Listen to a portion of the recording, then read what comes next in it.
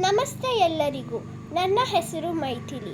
ಇವತ್ತು ನಾನು ಭಾಗ 2 ಪಾಠ 1 ಚೀವ್ ಚೀವ್ ಕಾವ್ ಕಾವ್ ಎನ್ನುವ ಪದ್ಯವನ್ನು ಓದುತ್ತೇನೆ.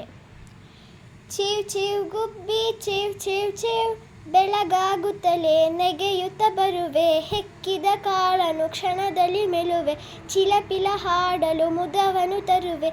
ಚೀವ್ ಚೀವ್ ಗುಬ್ಬಿ ಚೀವ್ ಚೀವ್ ಚೀವ್, ಕಾವ್ ಕಾವ್ ಕಾಗೆ ಕಾವ್ ಕಾವ್ ಕಾವ್, ಕಾಣಲು ಅನ್ನ ರೊಟ್ಟಿ, ಗೆಳೆಯರ ಬಳಗವ ಕಟ್ಟಿ, ಕೂಡಿಯ ತಿರುವೆ ಕೂಡಿಯ ನೆಲುವೆ, ಕಾವ್ ಕಾವ್ ಕಾಗೆ ಕಾವ್ ಕಾವ್ ಕಾವ್.